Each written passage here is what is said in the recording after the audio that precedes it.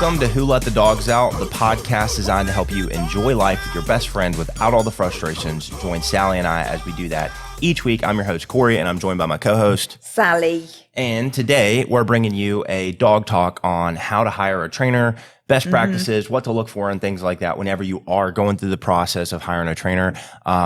And we're going to really just give you the high-level details. This isn't like a sales pitch for why you should hire us or anything. This is really just if you are hiring a trainer, what do you need to think through, basically? And like what are the bigger categories that you need to think through and consider when it comes to finding a trainer for you and your dog and your family and all that kind of stuff. So anyways, that's Dog Talk. That's where we come on and talk about a topic. You want to tell them real quick about Q&A and how that all works, and if they want to send in a question to have us answer on the podcast? Yep. So we've got different formats. Some of them that we've not done yet, so keep watching because they're coming in the future. Yep, working on getting some interviews set up with good trainers and vets and groomers and different stuff like that. Local partners here in Memphis. We'll also get somewhere we're having some of our families involved in that, so they'll be able to give some feedback on you know, how the training went. But of course, we do have the Q&A where you can send in a question and I'll put it to Corey. He'll give you the answer. You can do that by contacting me, sally@wonderdogtraining.com, or you can go to Instagram and it's @Corey from Wonderdog. Yep, that's it. Yep, you got it right. Good job. Give Sally a virtual round of applause. We're only 10 podcasts in. This will be 11 now, but yeah, you got it. Okay. Anyways, Corey from Wonderdog on Instagram if you want to send in a question for us to answer.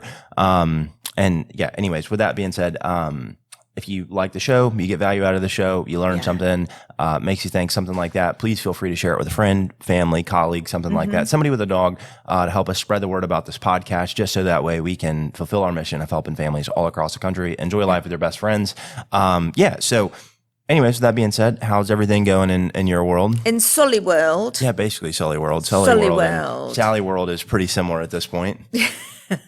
It's How did you like it the 4th of July? We're recording this on the 5th, so July 4th was yesterday. So how did you do it on July 4th? So when the fireworks started at dusk at our place, crazy, Sully barked. He was just barking at them. Oh, yeah. He wasn't particularly fearful. Yeah. Lenny, on the other hand, was like a quivering wreck in the corner. What's new? Doesn't. No, that sounds about right is what I was trying to say. Yeah, that's just, it's always been like that. The thing that I'm really thankful for, though, is that he didn't put any of that craziness onto Sully. Yeah. Sully wasn't picking up on his energy and thinking, oh my gosh, what's wrong? But every time there was like a pop, pop, pop, Sully like joined in. He's like, whoa. But then he just settled and calmed. Oh, nice. As it went on. It was because it went on for hours. Yeah. So first July 4th was a successful little Sully. Yeah, that's good. I'm glad to hear that you reported back that he wasn't scared. Yeah, because I figured Lenny would, pass it off to him or something. That was my fear. Yeah, I was hoping that wouldn't happen. I think what I did, and I think I've made a mistake with this, and I'm sure other owners have made this mistake. I did not comfort or go overboard comforting Lenny, going, oh, it's okay, blah. Because I think to Lenny, it just reinforces that he's a quirky little, what's it? Yeah. So a lot of people don't really get that about dogs, is that if they're scared and then you pet them and love on them and comfort them while they're scared, it's not doing the same thing it would for like a toddler where it like comforts them. It actually reinforces the fear, which makes the fear happen more often. It's more prevalent. It gets worse and worse over time. Yeah. And so I just handled Lenny by just every time he wanted to get up and do his mover, I was like, lay down. Yeah. And then he just lay down. And nice. Okay, he shivered while but it was quiet. Nice. So that it didn't pass that on to little Soul. So that's good. That is good. Yeah, I'd say Mia and Sully are similar in that respect, because as soon as fireworks go off, she starts barking and running around like a mad woman, just just going crazy every time she hears them pop. So at nighttime, it's probably like 11 or so. I don't know. She would get up and growl and like move around a little bit. But overall she's fun. She's not ever been scared of like loud noises or storms or anything like that. No, I thought his reaction to it, if you could say it was a positive reaction, because he was just, it startles you, doesn't it? Everywhere's nice and quiet, and then all of a sudden this barrage of pop, pop, pop, pop, and he was like, what? Yeah. He's like, where did I get transported to? I'm in a war zone. I'm in a war zone. Help. Yeah. Yeah. Well, cool. Well, anyways, that was 4th of July. Pretty boring for us over here at Wonder Dog. So, happy 4th and Independence Day to everybody who's watching. I guess belated, but you got the idea. Anyways, I guess with that being said, let's jump into the show. Let's teach these people how to hire a dog trainer and like what to think about, what to consider, things like that. So what you got for us? Okay. Well, I think this is going to be a very informative podcast, because I remember sitting in my home back in 2018 thinking, what the heck am I going to do with this dog? And then came across an ad from you. Never thought about dog training. Didn't really know anything. I've never had a dog trainer in all the time we've ever had a dog growing up. Right. I think that's a lot of people's experience though too, is that they've had dogs their whole life, never had to hire a trainer, and then they get this one that they're like, oh my God, what do we do with this thing? Yeah.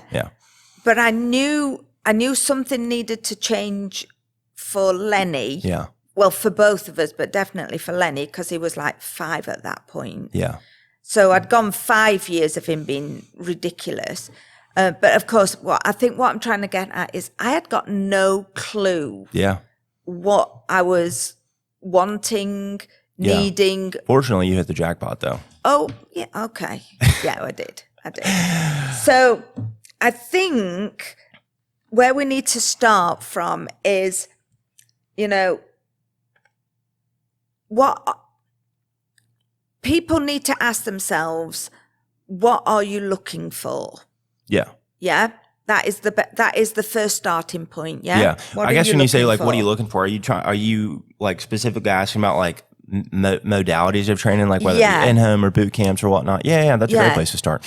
I mean, I do think that's like probably the biggest question to start with. I mean, we've got a handful of like bigger categories to think through, but yeah, that's probably one of the bigger ones. So we kind of break it down into like training is like either done with you or done for you, pretty much. Like that is, or DIY, I guess you could say. Done with you, done for you, DIY, do it yourself. And then inside of those buckets, you've got different styles of training. And so you need to figure out like which one you are, right? So we'll start with like done for you and then work ourselves down to DIY, I guess. So done for you would be like boot camps, basically. That's basically where like you drop your dog off somewhere and they stay with a trainer and they get trained. And then towards the end of that process, it could be a week, could be, I've heard them up to a month or whatnot and then if you're doing like specialty training, like on a service dog or protection training or bird dog training or something, it might be longer than a month, but typically most pet dog boot camps are going to run you about a week to a month. And then at the end of that time, most of them I'd say are within a week or two on average. But anyways, at the end of that time, then you get your dog back. Your dog's been trained on the commands. You'll either meet at the trainer's facility, they'll drop your dog off at home, they'll do a couple appointments with you to like show you what your dog's learned in training and like how to do things, all the rules, commands, all that kind of stuff. And so I'd put that one in the done for you. There's like a hybrid done for you where like you could drop your dog off at a trainer's place and that's like a day train, so to speak. So they're there at the trainer's place all day and then you pick them up at the end and then they show you at the end what they did with the dog. That would still be technically in the category of done for you, but a little bit of done with you, right? Because they're showing you at the end. But it's mostly done for you. That's the bulk of it, as you drop the dog off and pick the dog up at the end of the day. And you could do that for a week to 2 or 3 or whatever it is, right?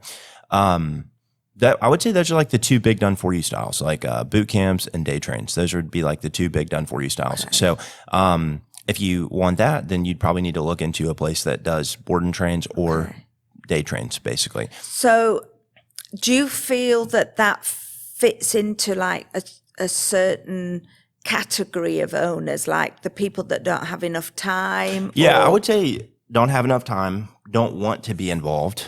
So it could be that they have time, they just don't want to do it. They want somebody else to do it for them. Or they're going on a vacation. and they want to leave their dog somewhere while they go on vacation. Okay, so get the dog trained while they're away. Yeah, That's a good idea. Yeah. I would say that those are like the big 3 categories though. Okay. Then you move into, I guess from there, like done for you. So we got boot camp, day trains, then in the done with you category, which I would say we fall under for the most part. We do have a done for you option, which is like an in-home boot camp. But anyways, the done with you option would be where, well, there's a handful of different ones. So like you could go to a group class and do classes with somebody where there's other dogs present and things like that. And, you've got 5 to 10 people training their dogs around a trainer and y'all are all together. That'd be a style of like done with you. Yeah.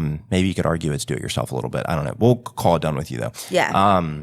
You've got like private lessons. Private lessons, I would say, are distinct or differentiate from like what we do or how we categorize them, so to speak. Private lessons, though, are like, let's say you brought your dog here to the Wonder Dog HQ building and you worked with like me or one of the trainers one-on-one. That would be a private lesson. Like, so it's a one-on-one lesson with a trainer at a facility or a park or something, basically somewhere that's not your home. And then you've got done in like in-home lessons, which is what we do. You could argue that it's a private lesson in people's homes, but we kind of just classify them as something by themselves. It's in-home lessons, basically. But that's what we do. And, I guess I should probably break down overall, but in done for you, it's mostly like, in my eyes, it's mostly the dog getting trained and the human gets a little bit of training. That's like, it's mostly dog gets trained, human gets a little bit of training. With done with you, it's the dog gets trained and the human gets trained. And I think the second part to that is probably going to be more important because we do have a lot of, and I'm not saying that boot camps don't work, but I do think a lot of people get board and trains and then, they're not dog trainers. So the dog slowly starts slipping over time and then the dog is unable to maintain that progress. Yeah, exactly. Gotcha. And that's been my experience. Some people do great with boot camps and their dog gets trained and they're amazing. Done for you though, or done with you rather, sorry, done with you where you're meeting with a trainer, the dog gets trained, you get trained. And then in terms of like where the training is, it's, based off where the lesson's at. If it's in your home, you're training the dog in their home, in their natural environment and training them around all the stuff that they're around every day. If it's at a trainer's facility or you're doing a group class or something like that at the park, at a facility, a Lowe's, wherever it is, right? You've got to take what you learned there and then apply it at home. And so, but if you get trained as well, it should be ideally, in theory, fairly easy to take what you learn at your class and then, or your private lesson, and then take that home and apply it at home. That's the theory, at least. I think some dogs probably make that easier than others, but some owners are better than others at, applying the training at home. But that's kind of the main thing with the done with you versus done for you. Anyways, the big thing there though is that dog gets trained, human is trained, and then you either apply it at home or it's in your home, basically. And then you've got do it yourself, which is basically where you buy some sort of like online program. Like we have one called Train My Wonder Dog, but you buy some sort of online program, you go through the videos, and then you apply all the training that you watch in the videos to your own dog with, no supervision from a trainer really. They also, and then some like trainers have like groups online, like online groups that you can hop in and talk with other owners or the trainer themselves and ask questions and stuff like that. I'm sure some of them there, you can send in videos of like watching you train your dog or whatnot. You can, watch and see that kind of stuff. So still get that personal touch, even though you're not having, Yeah, personal-ish, I'd say. Personalized, But anyways, it's like do it yourself. And so I'm sure there are other categories of like, but those are like the big ones. Like there's done for you, there's done with you, and there's do it yourself. And I'm sure there's probably a few other modalities that I didn't mention or didn't think about, but those are the big ones. I mean, that hits the highlights with pretty much every trainer. Anyways, then, so overall though, when you're thinking through, like, I want to hire a trainer, you need to be asking yourself, like, what modality? Do I want somebody to do it for me? Do I want to do it with somebody? Or do I want to do it by myself, like take a stab at it, right? I would say do it yourself too. Like instead of just courses, I didn't really think about this, but like online, just like watching YouTube videos, there's a lot of people that, just watch YouTube videos and apply what they learn on YouTube. And there's positives and negatives to all these. Maybe we should do a separate episode on like the positives and negatives, just to not make this one run super long. But there's pluses and minuses to all of these things. Absolutely. Yeah. And what's good about this versus what's bad, all that kind of stuff. So anyways, overall though, that's the big first question is like, what modality of training do you want? Anyways. All right. I can keep going, but that's it. Well, I know that the majority of the families that call into us want that in-home experience because they know themselves that they need some help. Yeah. And of course, the way we do it, pretty much is like show, tell, do, isn't it? Yeah, You show yeah. them how to do it, tell them how to do it, let them do it. Yeah. And for the record, I mean, we are in-home trainers. So, we go to people's homes, we train the dog, we train the people, we do it right there where they live. And then once they're trained at home, then we'll bring them out to our tribe games and events and stuff and train them around other dogs and people and things like that. But it all starts in-home first. That's the idea. It all starts in-home first. For this, do people need to think about a budget for training? Yeah, I mean, if you've got limited money, but if you're like pretty much everybody in the world, you need to consider your budget and like what you're willing to pay. Unless you're just like unlimited wealthy and just spend all the money in the world. But for the most part, you should definitely consider your budget. What's a reasonable price range for training, in your opinion? Reasonable is tough to answer because like if we have, a whole country of people listening from like all across the states or whatnot, I mean, cost of living is different in various places or whatnot. It's tough to give just a general range. Yeah, I would say, for a boot camp, you'd probably be looking anywhere from, I don't know, $2,000 to $4,000 can go higher than there. Okay. Depending on the trainer. For like private lessons to some degree, you could be looking at literally like $100 or a few $100 all the way up to a couple thousand, for DIY. I don't really know how much other people charge for their courses. I mean, DIY is probably gonna be more of like a monthly subscription if you were buying into somebody's course, or maybe you pay $400 or $500 up front or something like that. But trainer prices range all over the place. So you need to figure out like, hey, what can I afford to pay? Whether that be all up front, if you are doing financing or something. If a lot of trainers do offer financing. We offer financing. That's good to know. I know Wonder Dog. Yeah, we offer financing through a few different methods. But anyways, you need to figure out like what your budget is. So like what you can afford to pay up front, and then what you could afford on monthly payments or whatnot, and then also and figure out if they offer financing. But at the same, you want to get your dog trained, you want to hire a quality trainer, but at the same time, like, you shouldn't make yourself go broke or like, struggle to buy groceries because you're getting the dog trained or whatnot, But it is an investment though, isn't it? It's definitely an investment. If you think about how young we can start training these dogs, and I know we say we only want you to train them the once and then enjoy them for like the next decade plus. Yeah. If you spread that investment out over all those years, the safety and peace of mind, and then it makes it a more, Yeah, I agree. I wrote an email one time called like what we actually sell, and then in parentheses I said, hint, it's not dog training. But it talks about all that. Like, yes, you get your dog trained, but you're really getting all the like non-seen intangible things, that like peace of mind, confidence, just being able to actually enjoy your dog. Those things are invaluable. It's hard to put a dollar amount on.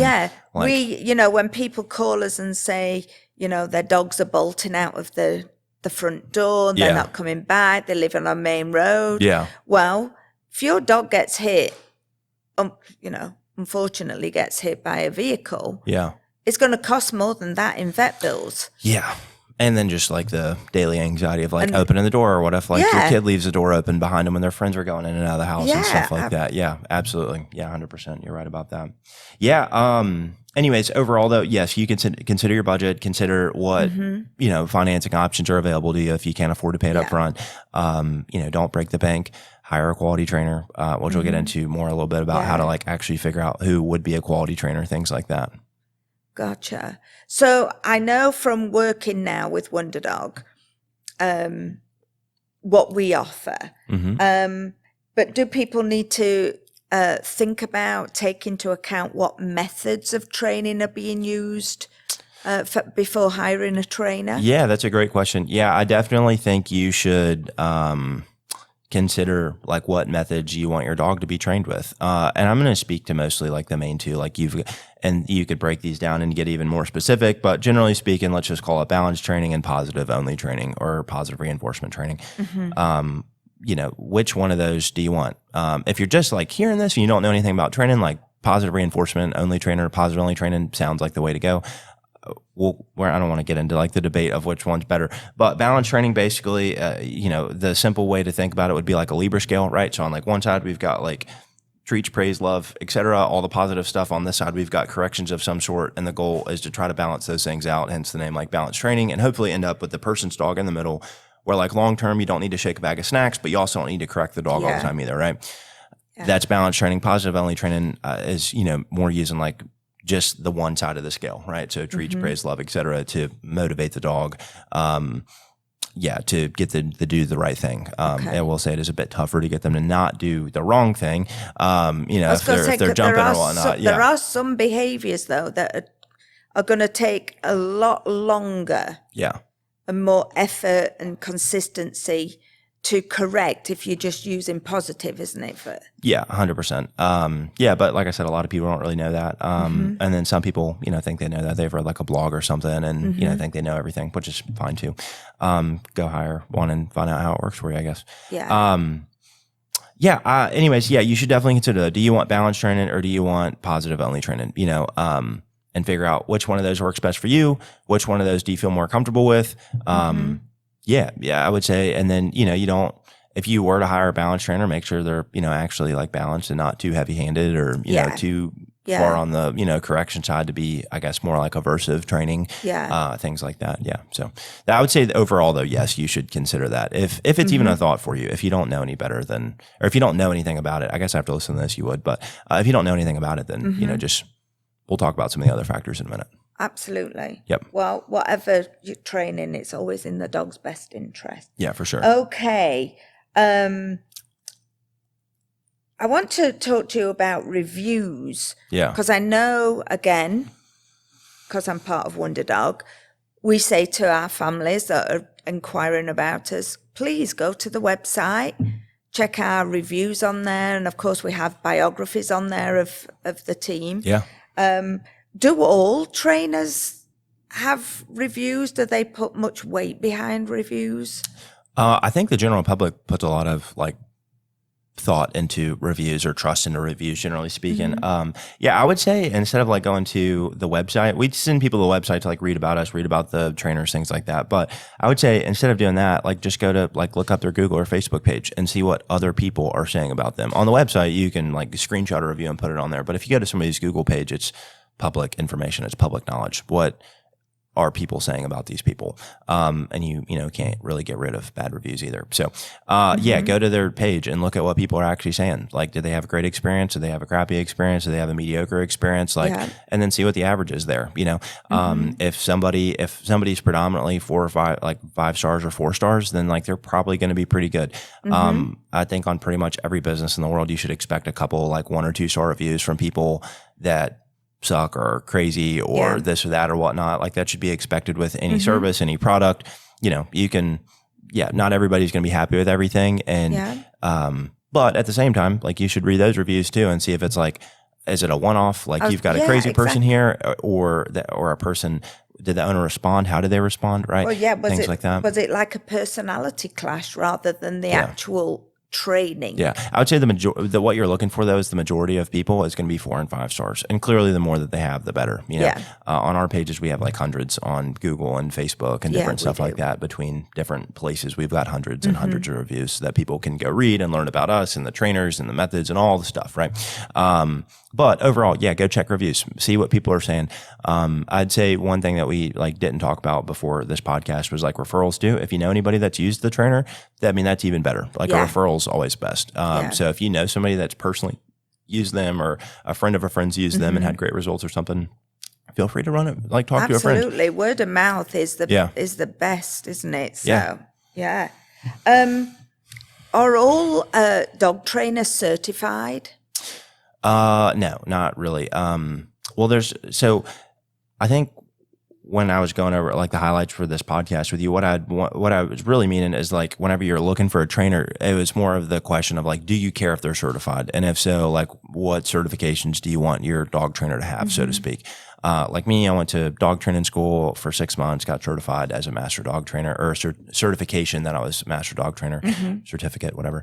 And the reason I'm being specific about the wording is because there's technically no like national standard for dog trainers. Like, you could call yourself a dog trainer tomorrow and open up a dog training business, and there's no like overseeing body to say you can't do that, right? So there's not technically a national certification or standard or whatnot. But do you want your trainer to have some sort of piece of paper backing them up from some sort of bigger organization that gives these people a stamp saying, yes, you are good to go. Yes, you've been trained in this method.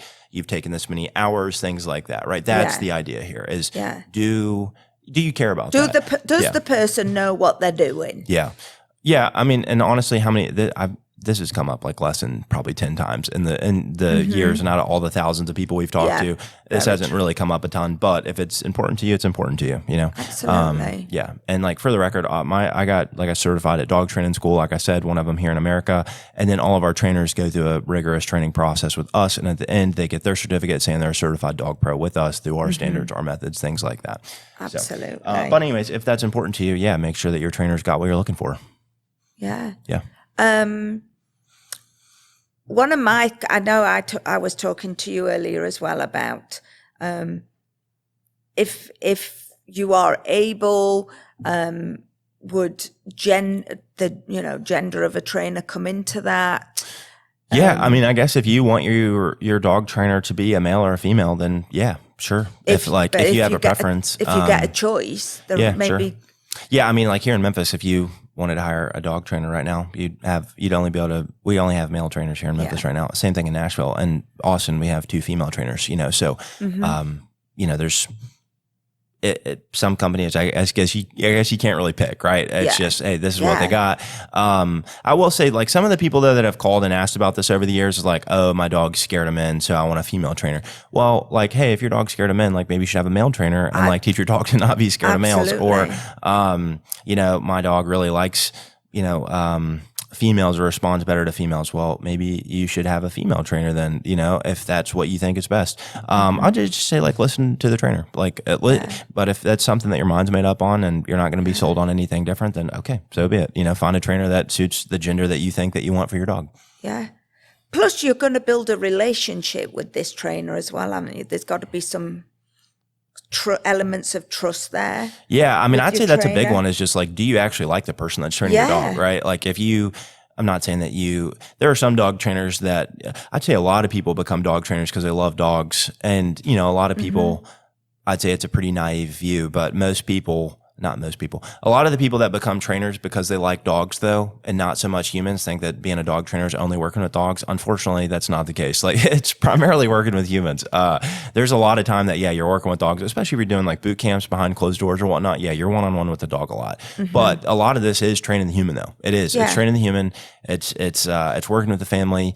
If they've got kids, you're working with the kids. If you're working at home, you're working with mom, you're working with dad, all the stuff, right? And so it's not just working with dogs like people would think. And so anyways, all that being said, if I come out to your house for 6 weeks, we're going to build a relationship over the course of 6 weeks where, I'll be your dog trainer first and foremost, but we might become friends and build rapport and things like that. And so, it's important that you actually like the person that's in front of you that's training your dog week over week.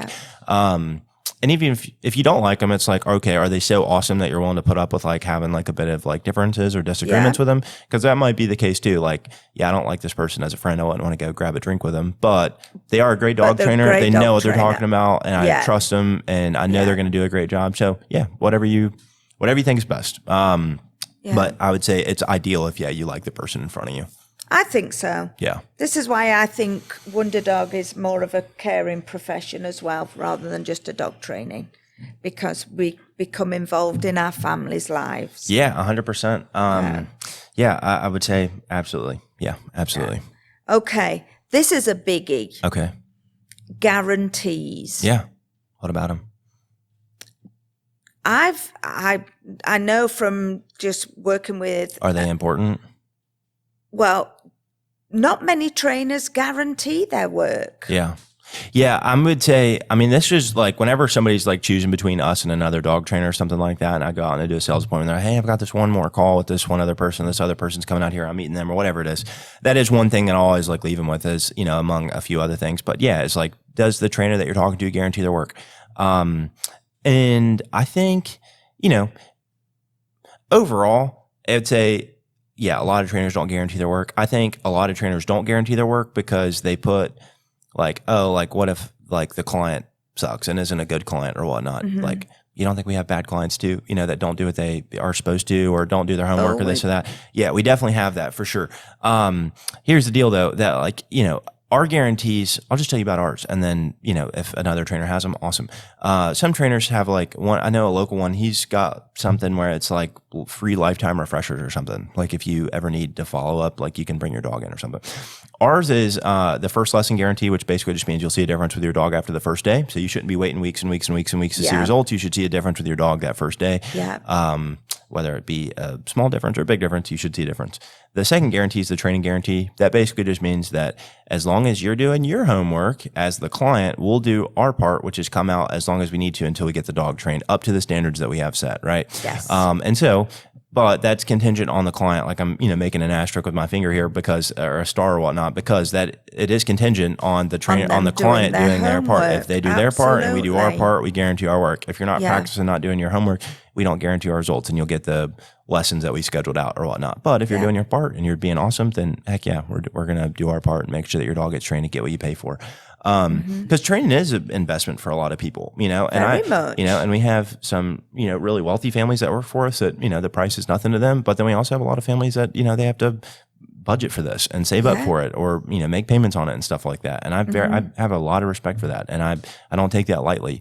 And so, like if you're going to pay me for something, you can guarantee you're going to get what you paid for 100%, as long as you're doing your part. But I don't take that lightly. I think that's we have a responsibility to do great work and honor the money that people spend with us. One of our rules for business is, we don't want your money if you don't want us having it, right? Like if you, if we're not the best fit for it, go somewhere else, and anyways, guarantees are important. One thing that we didn't talk about whenever we were working on like the topics for this podcast is, I was going to just say like value for money, like, and like what you actually get versus what you pay. So like with us, like I would say the value discrepancy is huge. Like you pay, it's not cheap. It's an investment still, but you get like a ton of stuff, right? So like you're getting the fully trained dog. You're going to get all the gear you need for the program, depending on the program that you did. Next is like, you're going to get, weekly homework plans that are tailored to you and your family, accountability plans, your dog's diploma. You get access to our tribe games and events, which are our tribe, which is games and events on the weekends and different times and stuff. You get access to all of our video programs, right? Plus the guarantees on top of that. So you get like a ton of stuff for your money. And so if you're interested in getting a really nice, like, like a lot of stuff, like a lot for your money or whatnot, like maybe find a trainer that has like a nice, robust offer that includes everything. They're not just charging you $2,500 for the training, and then on top of that, you got to pay for the collars, and then you got to pay for this, and you got to pay for that, or whatever it is. Like make sure that if you're not trained within a certain amount of time, then you can buy another, training program. Yeah, for sure. So I would say, like I said, try to, if you're gonna buy training, like make sure that you're getting a good, not deal, because we don't run sales, but make sure that you're getting a good value for your money, basically. Yeah, 100%. Anyways, that's all that I really got on hiring a trainer. We could dive into like some of those topics a lot more in depth, but overall, that's like the gist. I think that's a good insight for people to just start thinking more about what they want out of that training and the investment and commitment to it. Yeah, absolutely. I agree. Yeah. So, I mean, just hitting the highlights again. So once again, figure out the modality. Like, do you want boot camp? Do you want in-home? Do you want DIY? Figure out like the budget. Like, can you pay for it up front? Do you need to do payments? Can you finance it? Do you care about the certifications? Like, how many reviews does your trainer have? What methods are they using? Do they offer a guarantee? Is their offer robust? And you're going to get like a ton of stuff for your money, right? I feel like I missed something, but that's the gist of it, right? Yeah. What did I miss? Did I miss anything? Do you know the thing that we haven't talked about that Wonder Dog does? We actually offer a variety of days and times that tend to work for everybody's schedule. Yeah. So rather than them... I didn't think about availability. Yeah, rather than them fitting into our schedule, we actually fit into their schedule. Yeah. And I think that's a big plus. Yep. So we do like early evenings, we'll do Saturdays, Currently. It's not just like a 9 to 5. Yeah. Yeah, that's a good point too. Yeah, make sure that your trainer's available, like when you're available. Yeah. Or you can make whatever training schedule they have work. Yeah, absolutely. Cool. Well, I guess anything else? No, I think we've feel like we given covered a them lot of good stuff. Yeah. lots to think about. Okay, awesome. Well, rock on, guys. If I guess with that, all that being said, if y'all have any questions about any of that stuff, like I said, feel free to write into Sally and ask follow-ups or whatnot. Or if we missed something that you think we should be considering or something like that we didn't mention, drop it in the comments, post it in the Spotify notes, whatever it is. But yeah, let us know. We really value your opinion and feedback and stuff like that. So anyways, if we missed anything, you got something new out of this podcast, leave a comment, share it with a friend, something like that. I guess all that being said, if y'all do need help with training, we have a few in-home locations right now, like in-person service areas, 2 in Tennessee, 1 in Texas. And so you can go to the website and check out where those are. And yeah, you can check out where those are. If you want help in-person training, feel free to fill out the form. You can talk to Sally. You can also go to our online program, our DIY program, as we talked about a little bit earlier. That's trainmywonderdog.com. So you can go there. Anyways, I think both of those would be really helpful if you need help with training in the meantime. I guess next thing is just if y'all like the show and you want to watch more of, me and Sally talk about topics related to dogs, answer your questions, things like that, feel free to subscribe, like the show, follow whatever it is on the platform that you're on. Absolutely. But yeah, we'd love to keep having you come back. And I think that's pretty much it. I think so. Yeah, that was a good podcast. Anyways, guys, see y'all later. Thank you so much for watching, and we'll see you on the next episode. See you next time. Bye.